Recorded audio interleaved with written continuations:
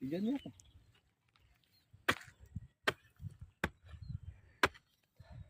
Pagod. Tatanim tayo ng saging. Ang ganit na saging. Tataniman na natin siya kasi umuulan na eh. Ganda ng video, no? Yung ganda. Dati kulay brown yung mga yan. Kung nagiging kulay green na siya. Tataniman na natin siya ng saging. Kung tatag-ulan na, pwede naman tanim niya.